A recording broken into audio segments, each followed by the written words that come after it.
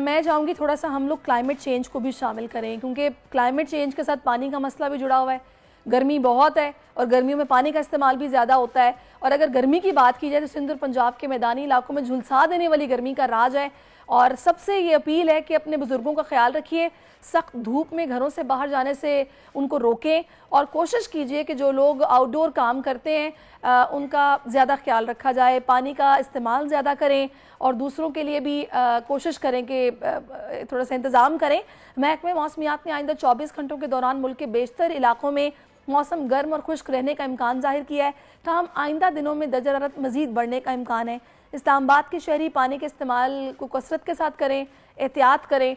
सबसे ज़्यादा टेम्परेचर जो है दादू और मिट्टी में 47 डिग्री सेंटीग्रेड तक रिकॉर्ड किया गया है। जो महकमे मौसमियात है उसने नए सिस्टम की भी एक नवीद सुनाई है कि 10 मई से मगरबी हवाएं दाखिल होंगी, जिससे पंजाब में, सिंध में, केपी में, गिलगित बल्तिस्तान में और आज़ाद कश्मीर में बारिशों का इम्कान है। इस वक्त में माहिर मौलियात आयशा अमीन ज्वाइन कर चुकी हैं। Ayesha, thank you so much for joining us, बहुत शुक्रिया आपके वक्त के लिए। पहले मुझे आप बता दीजिए कि जितनी शदीद गर्मी आ रही है, मुझे लगता है ये क्लाइमेट चेंज के असरात हैं। सर्दी है तो हमने पूरी दुनिया में देखा, शदीद बर्फबारी भी हुई, बारिशें मौसम से हटके हुई। अब गर्मी है तो उसका भी कहा जा रहा है कि बहुत सख्त होने वाली है। क्या बताएंगी आप इस बारे में? जी वालेकुम सलाम। एब्सोल्युटली राइट जो आपने कहा, जो हम बहुत अनप्रिडिक्टेबल वेदर इवेंट्स देखते हैं, this is due to climate change. So I will just explain a little bit, ताकि जिन लोगों को नहीं पता कि एग्जैक्टली क्लाइमेट चेंज क्या है और क्यों इतने एक्सट्रीम वेदर इवेंट्स हो रहे हैं।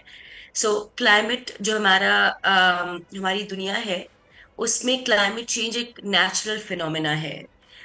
लेकिन हो ये रहा है कि इंडस्ट्रियलाइजेशन के पहले जो क्लाइमेट चेंज होता था, that use to take thousands of years to change.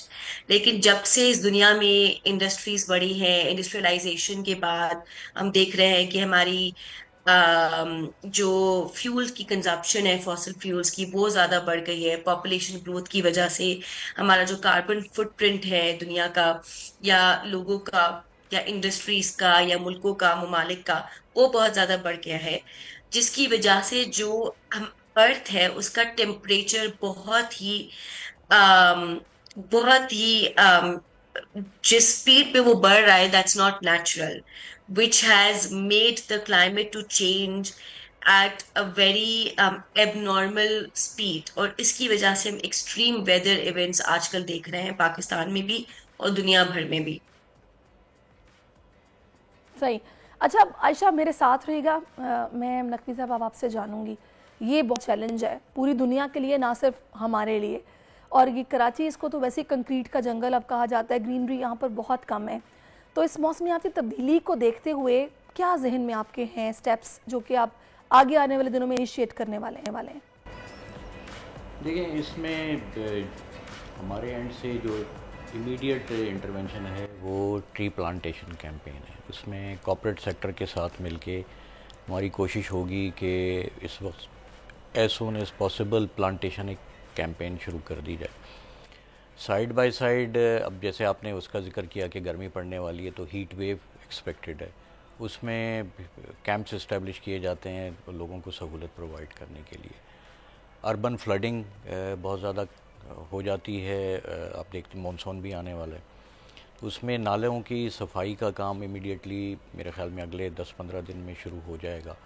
तो वो उससे भी लोगों को रिलीफ मिलेगा। और बारिश का पानी जो हर जगह खड़ा हो जाता है, वो कोशिश होगी कि वक्त पर निकल जाए। अच्छा, वैसे नकवी साहब, इसमें कोई मास्टर प्लान तो इस शहर का नहीं, हम अक्सर ये बात करते हैं, तभी शायद कोई मतलब एक प्रॉपर स्ट्रक्चर हमें नज़र नहीं आता कि पानी बारिश हो तो बस निकल जाए।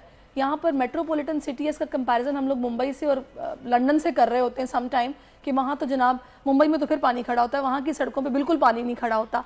तो यहाँ पर ये क्या आसान टास्क नहीं है कि दोबारा से रीस्ट्रक्चरिंग की जाए और चीज़ों को इस तरह किया जाए कि स्ट्रीमलाइन हो जाए, हम लोग ऑलरेडी प्रिपेयर्ड हों। यहाँ पर डिजास्टर हो जाता है, फिर हमारी तैयारी शुरू होती है कि हमने की तो थी लेकिन अंदाज़ा नहीं था कि इतना मामला ख़राब हो जाएगा।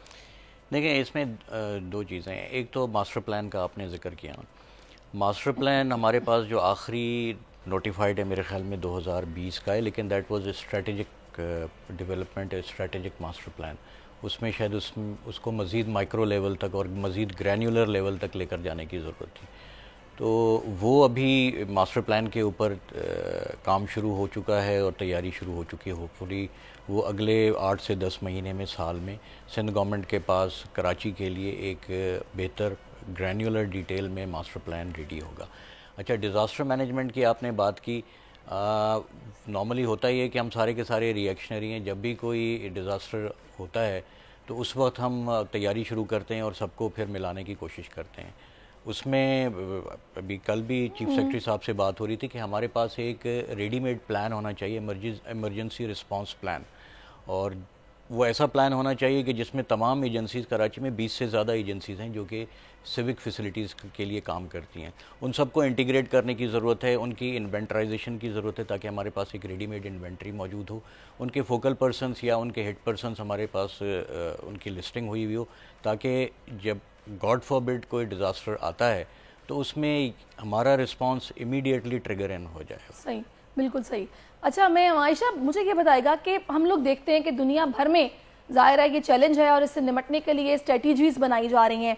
हम लोग प्लांटेशन की बात तो कर रहे हैं कि ठीक है जी, दरख्त लगाने चाहिए, प्लास्टिक कंट्रोल करना चाहिए और अपनी अपनी जिम्मेदारी हमें अदा करनी है माहौल को साफ रखने के लिए, इलेक्ट्रिक व्हीकल्स की तरफ हमें जाना चाहिए। इसके अलावा बाहर की दुनिया में क्या हो रहा है, थोड़ा सा ज़रा बताएंगे इस बारे में?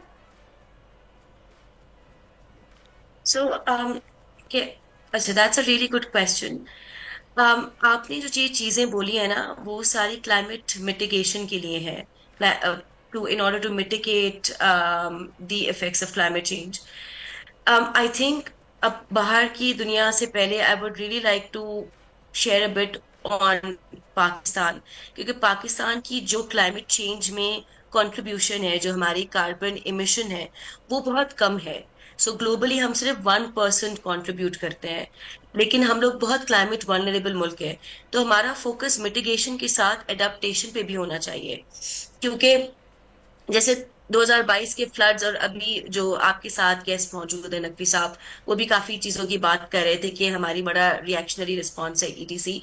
2022 फ्लड्स में हमने देखा कि हाउ इट पूरे हमारे सिस्टम्स को पैरालाइज कर दिया था उन फ्लड्स ने, and unfortunately we will see a lot more of these disasters in future.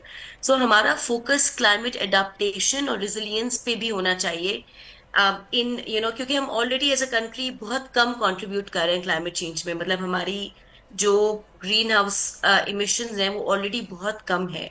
So we can continue doing that, but it's also very important कि हम ज्यादा एडाप्टेशन और रेजिलियंस की तरफ जो है वो और भी ज्यादा फोकस करें। जो हमारी क्लाइमेट वल्नरेबल कम्युनिटीज हैं, जो हमारी जो इंडस बेल्ट पे जो कम्युनिटीज हैं, जो ऑलरेडी हमारी मार्जिनलाइज कम्युनिटीज ही हैं, रूरल कम्युनिटीज।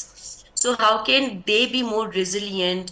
जो उनका रिलायंस है एग्रीकल्चर पे, for example, how can we have climate resilient agricultural practices, for example. हम ज्यादा डेटा ड्रिवन डिसीजंस कैसे ले सकते हैं क्लाइमेट रेजिलियंस पे?